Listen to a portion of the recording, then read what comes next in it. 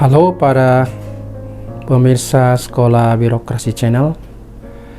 Kita bertemu untuk melanjutkan rangkaian bagaimana pemerintah daerah meningkatkan nilai RB-nya. Dan kali ini kita akan membahas mengenai bagaimana komponen penataan tata laksana mampu untuk meningkatkan nilai RB. Hal ini menjadi sangat penting karena berkaitan dengan berbagai macam aspek yang harus menjadi perhatian karena berkaitan dengan proses bisnis. Karena itu, berbicara mengenai penataan tata laksana, beberapa faktor penting yang harus diperhatikan untuk meningkatkan nilai RB pada komponen pengungkit penataan tata laksana adalah sebagai berikut. Faktor penting yang saya maksudkan di dalam hal ini adalah pertama, bagaimana kita bisa memenuhi aspek pemenuhan dengan berbagai indikator keberhasilannya maupun kegiatannya. Yang kedua adalah aspek hasil antara dari area perubahan yang menjadi indikator seperti apa perubahan yang terjadi sebelum sampai pada aspek reformnya. Yang ketiga adalah unit organisasi atau perangkat daerah apa yang bertanggung jawab untuk melaksanakan penataan tata laksana ini, dan apa saja kegiatan dari unit kerja yang diberi tanggung jawab tersebut. Baik, kita mulai dari aspek pemenuhan. Nah, aspek pemenuhan ini agar kita bisa menambah daripada nilai daripada aspek penataan tata laksana ini adalah berkaitan dengan menilai sejauh mana keberhasilan dan kualitas pelaksanaan reformasi birokrasi, khususnya dalam kaitan dengan aspek penataan tata laksana. Maka hal penting yang menjadi fokus dan sekaligus menjadi prioritas rencana kerja dan rencana aksi pelaksanaan reformasi birokrasi di pemerintah daerah adalah bagaimana mengukur sejauh mana keberhasilan dari pelaksanaan reformasi birokrasi di aspek penataan tata laksana. Adapun ukuran keberhasilan pelaksanaan reformasi birokrasi di aspek penataan tata laksana itu tiga hal yang kita harus upayakan. Yang pertama adalah meningkatnya penggunaan teknologi informasi di dalam proses penyelenggaraan manajemen pemerintahan di semua tingkatan pemerintahan, baik di provinsi, kabupaten, maupun kota. Yang kedua adalah terciptanya pemanfaatan teknologi informasi yang terintegrasi, yang akan mampu menghasilkan keterpaduan proses bisnis, data, infrastruktur, dan aplikasi-aplikasi yang dibangun dan dikembangkan di Pemda. Yang ketiga adalah meningkatnya efektivitas dan efisiensi proses dari manajemen pemerintahan. Yang keempat adalah meningkatnya kinerja dari pemerintah daerah sendiri.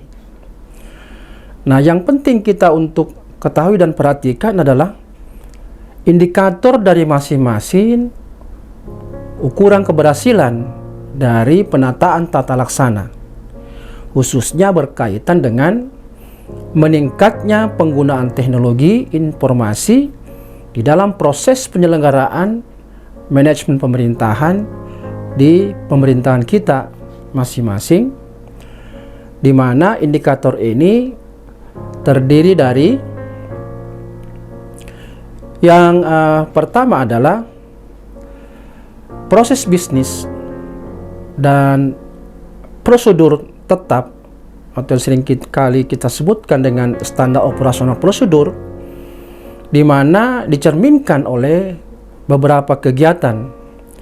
Di antaranya itu, apakah di pemerintahan kita ini telah disusun peta proses bisnis sesuai dengan pedoman penyusunan peta proses bisnis yang memang sudah dikeluarkan oleh Kementerian Pan-RB, dan ini merupakan faktor penting sebelum sampai kepada bagaimana kita menyusun struktur organisasi yang relevan, mampu menyusun pencapaian sasaran strategik di masing-masing RPJMD kita.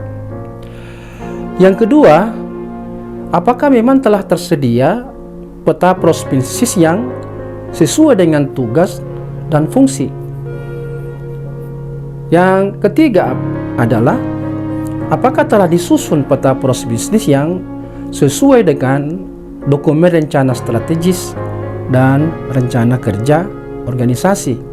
Karena di dalamnya ini kita akan bicara mengenai bagaimana SOP antar perangkat daerah maupun SOP antar bidang atau unit yang ada di dalam perangkat daerah kita masing-masing. Yang keempat adalah apakah telah memiliki peta proses bisnis yang sesuai dengan tugas dan fungsi serta selaras dengan kinerja organisasi secara berjenjang. Nah, ini tentu berkaitan dengan ilmu cascading ya, bagaimana mengcascading secara strategik menjadi program, kemudian kegiatan dan subkegiatan. Yang kelima adalah apakah peta proses bisnis itu sudah dijabarkan ke dalam apa yang saya sebut tadi, standar operasional prosedur sesuai dengan jenjang dan struktur organisasi yang kita telah buat. Yang keenam adalah apakah telah dilakukan penjabaran peta lintas fungsi, atau kalau dalam istilah penyusunan peta proses adalah peta level N atau berapapun jenjangnya ke dalam SOP. Yang ketujuh adalah telah diterapkan standar operasional prosedur yang kita telah susun. Yang kedelapan adalah peta proses bisnis dan SOP itu telah dievaluasi dan disesuaikan dengan perkembangan tuntutan efisiensi dan efektivitas organisasi. Ini perlu dievaluasi ya. Kemudian yang kesembilan, apakah telah dilakukan evaluasi terhadap peta proses bisnis yang sesuai dengan efektivitas hubungan kerja antar unit organisasi dalam rangka untuk menghasilkan kinerja sesuai dengan tujuan daripada pendirian daripada organisasi atau tujuan daripada amanah yang diberikan sesuai dengan hasil peta proses bisnis yang kita kenal dengan istilah perangkat daerah utama, ya, pendukung dan lainnya. Yang kedua adalah ukurannya sistem pemerintahan berbasis elektronik atau yang kita kenal dengan istilah SPBE, di mana itu dicerminkan oleh 8 kegiatan. Yang pertama itu Pemda itu harus memiliki arsitektur SPBE. Yang kedua, Pemda itu harus memiliki peta rencana SPBE. Yang ketiga adalah Pemda itu harus melaksanakan tugas dan program kerjanya. Yang keempat, Pemda itu menerapkan manajemen layanan SPBE. Yang kelima adalah Pemda itu harus memiliki layanan kepegawaian yang berbasis pada elektronik. Yang keenam adalah Pemda itu harus memiliki layanan kearsipan yang berbasis elektronik. Yang ketujuh, Pemda itu harus juga memiliki layanan perencanaan, anggaran maupun kinerja yang dinilai yang menggunakan elektronik atau berbasis elektronik. Yang kedelapan adalah pemerintah itu atau Pemda harus memiliki layanan publik yang berbasis elektronik. Nah, lebih jauh mengenai rincian tentang ini Anda bisa lihat di dalam Perpres maupun juga Permenpan ya, yang khusus membahas mengenai pedoman evaluasi pemerintahan yang berbasis elektronik. Indikator ketiga adalah meningkatnya efektivitas dan efisiensi proses manajemen pemerintahan, di mana ini bisa dicerminkan oleh 2 kegiatan. Kegiatan yang pertama yang dimaksud adalah adanya kebijakan tentang keterbukaan informasi kepada publik. Dan kegiatan yang kedua adalah melakukan monitoring dan evaluasi pelaksanaan kebijakan keterbukaan informasi kepada publik. Nah, aspek penting lain yang saya sebutkan tadi selain aspek pemenuhan adalah aspek reformnya.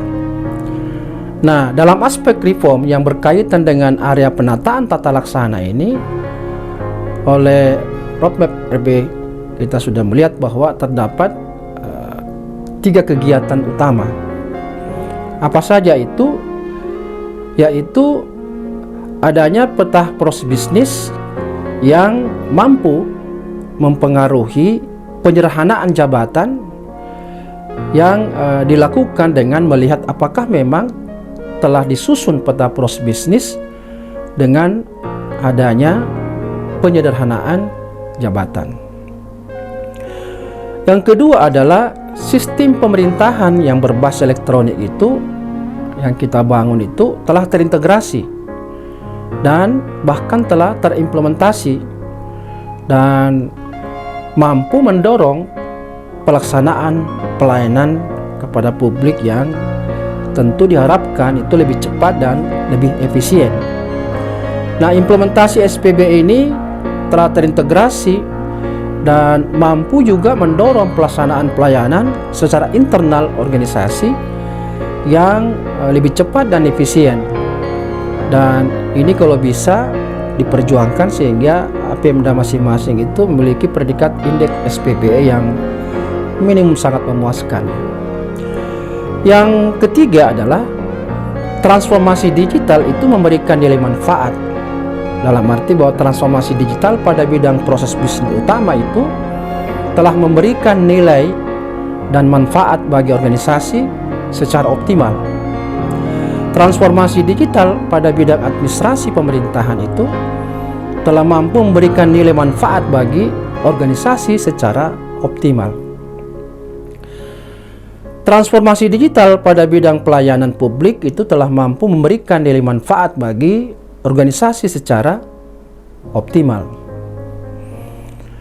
Dan saya kira aspek penting yang ketiga yang penting kita perhatikan adalah aspek hasil antara dari area perubahan pada komponen penataan tata laksana. Ini sedikit gampang-gampang susah karena ini biasanya memang memiliki penilaian tersendiri sehingga harus memerlukan perhatian tersendiri. Walaupun scoringnya itu cuma 10% ya dari total aspek komponen pengungkit RB, tetapi rada sulit untuk bisa dicapai kalau tidak fokus pada bagaimana mendapatkan skor tertentu pada aspek hasil antara ini. Pemenuhan aspek hasil antara dari area perubahan ini merupakan salah satu aspek penting yang wajib diperhatikan, mengingat penilaiannya itu berfungsi untuk menilai sejauh mana pelaksanaan reformasi birokrasi sebelum sampai pada penilaian aspek reformnya. Nah, di dalam aspek penilaian penataan tata laksana ini itu memiliki indikator keberhasilan sebanyak 3 jenis, sehingga kontribusi hasil antara dari penataan tata laksana ini harus dipenuhi agar mampu menjadi penambah nilai dari pelaksanaan reformasi birokrasi di pemerintahan kita ya. Adapun ketiga hasil antara tersebut yang saya maksud itu harus bisa dinampakkan dari sejauh mana kualitas pengelolaan arsip, dan ini diukur dengan nilai hasil pengawasan kearsipan dari ANRI. Dan kedua adalah kualitas pengelolaan pengadaan barang dan jasa yang diukur dengan indeks tata kelola pengadaan barang dan jasa dari LKPP. Dan hasil antara yang ketiga adalah diperolehnya ya indeks sistem pemerintahan berbasis elektronik yang saya sebutkan tadi, indeks SPBE. Yang keempat saya kira yang perlu diperhatikan adalah unit kerja atau perangkat daerah mana yang bertanggung jawab atas pelaksanaan daripada penataan tata laksana ini. Pada aspek penataan dan tata laksana, secara khusus unit organisasi atau organisasi perangkat daerah yang bertanggung jawab terhadap terimplementasinya reformasi birokrasi, khususnya pada upaya bagaimana memenuhi indikator penataan tata laksana itu ada dua unit organisasi. Yang pertama itu adalah biro atau bagian organisasi, dan yang kedua adalah Dinas Komunikasi Informatika Statistik dan Persandian. Nah, ini dua unit organisasi yang bertanggung jawab terhadap bagaimana mengungkit nilai dari komponen penataan tata laksana. Adapun tanggung jawab biro atau bagian organisasi di pemerintah daerah itu adalah bagaimana mendesain rencana aksi dan sekaligus memastikan bahwa rencana aksi yang telah disusun itu terlaksana dengan baik. Nah, adapun rencana aksi dari biro atau bagian organisasi itu kita bisa urai dan menjadi perhatian supaya itu bisa disusun sedemikian rupa dan termasuk target-target sesuai dengan kerangka waktu yang tersedia. Yang pertama itu adalah menyusun kerangka acuan kerja, penyusunan revisi peta proses bisnis. Jadi yang bertanggung jawab untuk menyusun probis atau peta proses bisnis itu adalah biro atau bagian organisasi, baik sifatnya baru memulai menyusun atau melakukan revisi. Lalu yang kedua adalah menyusun SK tim, penyusunan SPBE atau mungkin juga merevisi peta proses bisnis di masing-masing Pemda. Yang ketiga adalah bagaimana bisa melakukan rapat internal berkaitan dengan penyusunan draft peta induk dan peta subproses tergantung jenjang organisasi yang ada di masing-masing Pemda. Tentu didasarkan di sini yaitu kaitannya dengan RPJMD.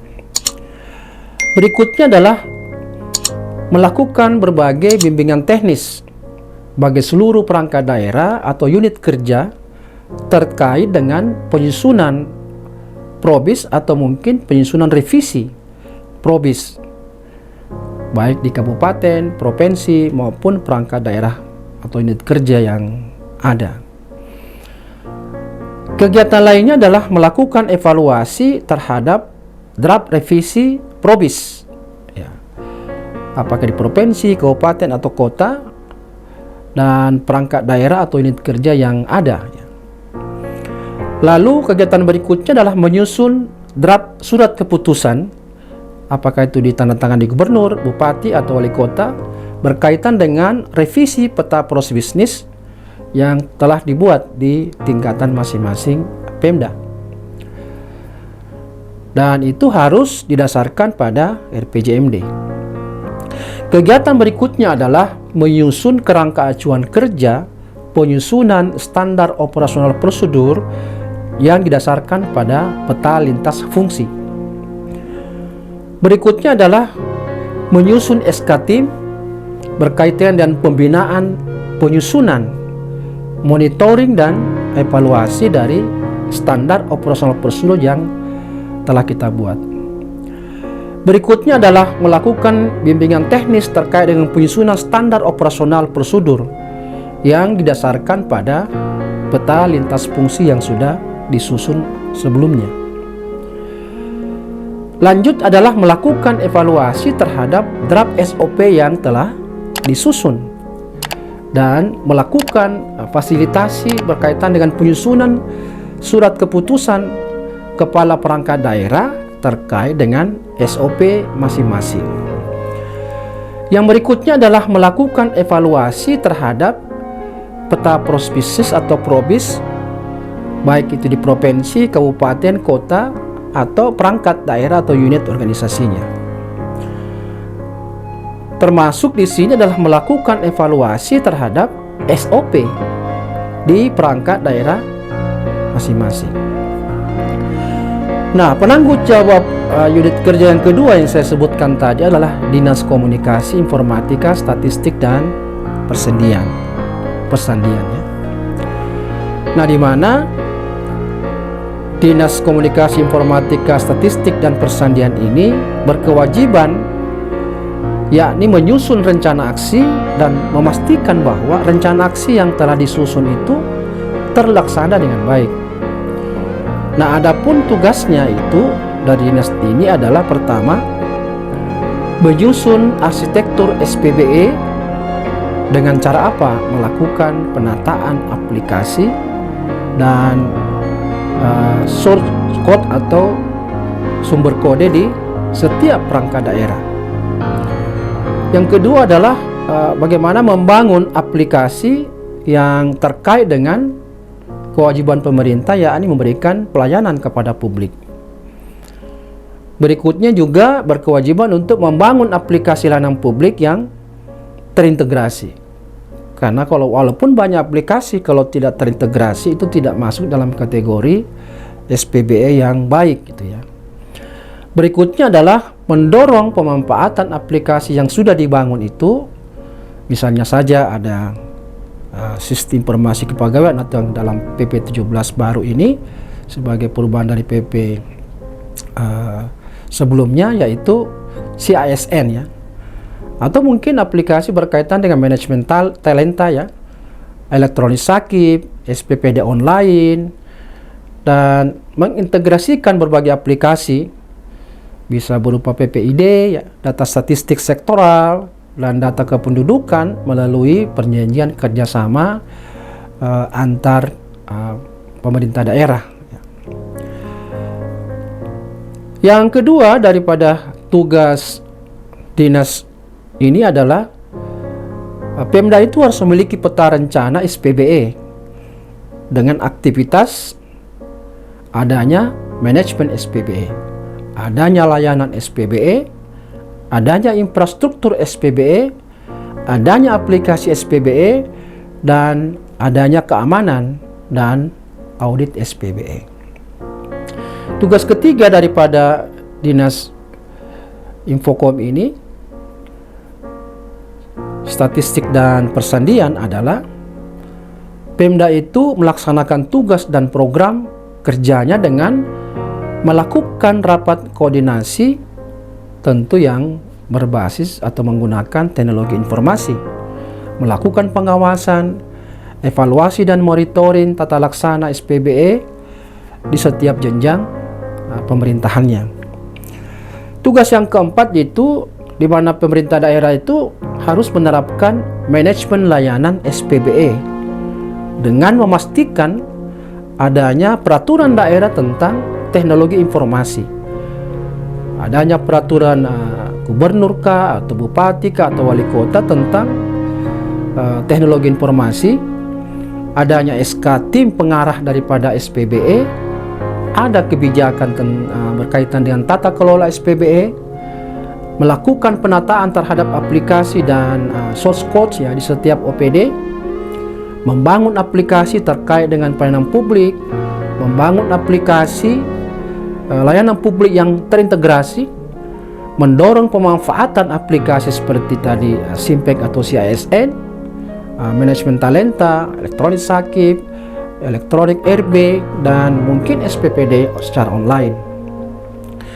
Tugas yang kelima adalah Pemda itu atau pemerintah daerah memiliki layanan publik yang berbasis elektronik dengan menyiapkan aplikasi misalnya di Badan Pendapatan Daerah yang mencakup misalnya saja Sipamol, Sipada, mungkin PPID, aplikasi di Dinas PTSP dan penanaman modal yang mencakup misalnya SIMAP, izin penelitian, atau SIMKADA ya.